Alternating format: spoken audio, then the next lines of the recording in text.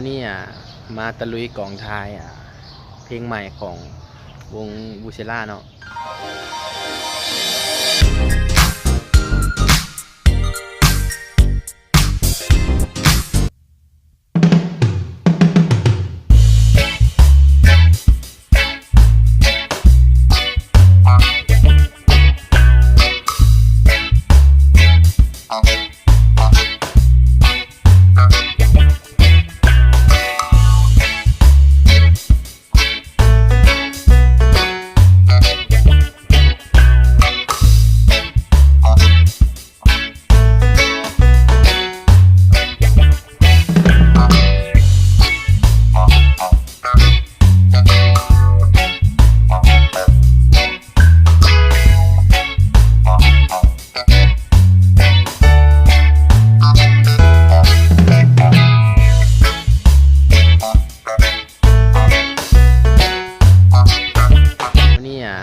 มาตะลุยกองท้าย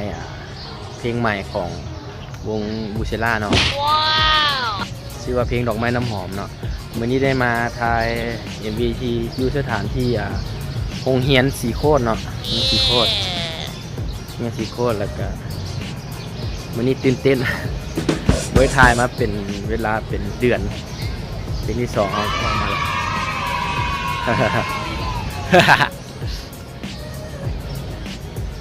กองกระแมนมือกีตาร์วงเขาเองเนาะซึ่ง MV ก่อนนี่กระแมนมือกีตาร์เขาเองว้าว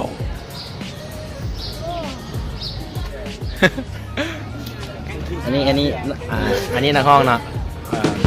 นี่เป็นยังไงเมื่อนี้ MV อันเพลงที่2ยิงใหม่เมื่อยมัน4 โมงเย็นเมื่อคืนก็ไม่ได้กินเบียร์ตัว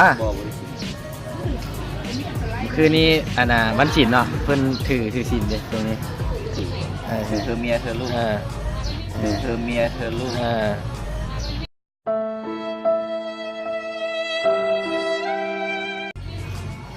นี่กับบรรยากาศโอเคหลายวันนี้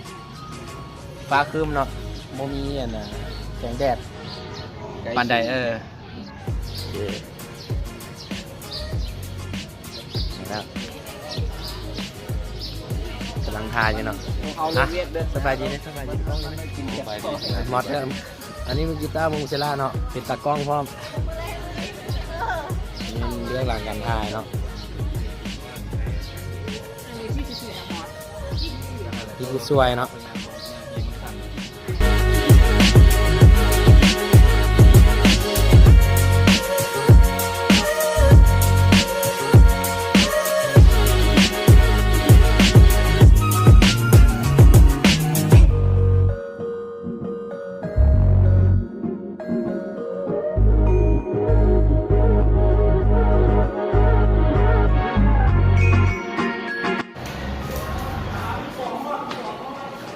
ตะโก้มื้อนี้สิมาสอนอย่างตะโก้อันนี้ก็มาอยู่ที่ห้องเรียนเนาะตอนนี้ถ่ายทำฉากที่ว่าอนามัยห้องมันจะไหน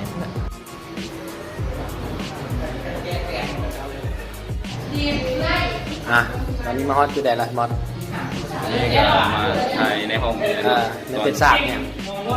ฉากที่แบบว่าอนามัยห้องกันต้องใช้เวลาจำกัดแน่เนาะเพราะว่าแบตกล้องกับชื่อเบิร์ดวันนี้เขาต้องได้เขาเที่ยงวันนี้ก็11 โมงละโอเคนี่อีกชั่วโมงนึงเนาะชั่วโมงนึงว่ะแค่แลนยังแลนไทยเป็นบรรยากาศอันใครก็เคยเนาะใครก็เคยเจอเนาะบรรยากาศคิดว่าผมเงียบตอนนี้อยู่สั้นไหนอยู่สั้นไหนกันโย่ทำไมอย่างนี้ถ่ายซีนต่อไปเนาะน้องกำลังเตรียมเขาสร้างกล้องบนรอดวันนี้เกมเมื่อคืนนี้เชื้อรอดกับเลี้ยงคมวันนี้ทั้งบวกทั้งปัญหาถือว่าดีเนาะมีนักเรียนมาช่วยวันนี้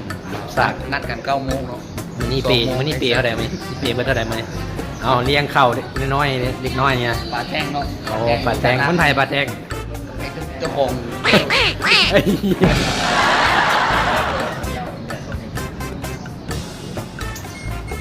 แกสภาพบริติดอีกเลย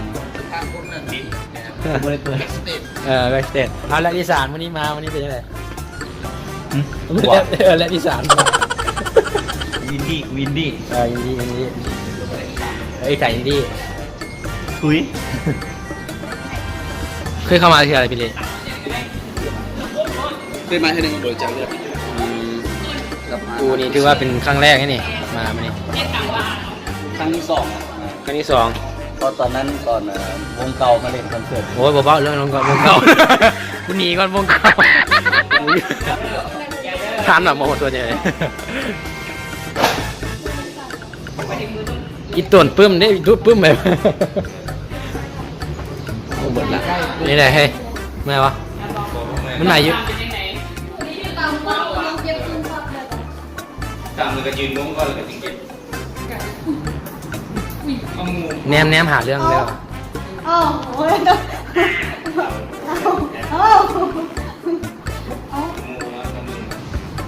บ่มีเลยเสริมว่าคิ้วสวย วันเสาร์แบ่งมือก่อน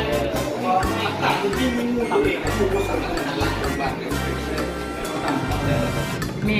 เล่นไปเลยเฝ้านะเล่นนอนไม่ได้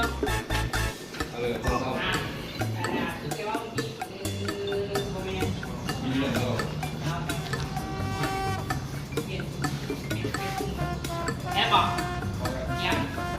เด้อเด็กที่สองแล้ว3 2 1ไปเลยเร็วไปนี่มันไป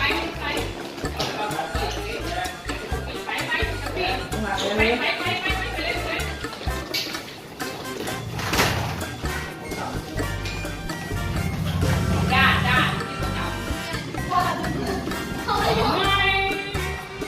อะตอนนี้มาฮอตจากโมงแล้วเดี๋ยวนี้ภายในมีมือนี้มีน้องๆนักศึกษาที่ว่าเฮียนอยู่นี่เนาะ นักเรียนอย่าง เออเป็นนักเรียนเนาะ ป่าย อาซาหาแบบมาช่วยเนาะมื้อนี้เนาะคือว่าปีได้นี่จำนวนจะคนบ่ 10 กว่าคนนะ 10 คนว่ะ คนมีแบบคนแล้วจับแล้วผม เลี้ยงไหวปะเลี้ยงไหวปะไหวปะมีผู้ใดปะนัดเลี้ยงง่ายมีผู้ใดปะ เรื่องนี้บนล้มต้องถือ ก็ยังโมโหว่าใช่ไหม จนตัว10แล้ว ก็สิแล้วพุ่นแหละแต่ว่ามื้อนี้สปอร์ตแต่ทายอยู่โรงเรียนเนาะ ก็มีอย่างนี้แค่ของมีสถานที่ ใช้เวลาเพราะว่าเพลงนี้ความยาว10 นาทีเนาะ โอ้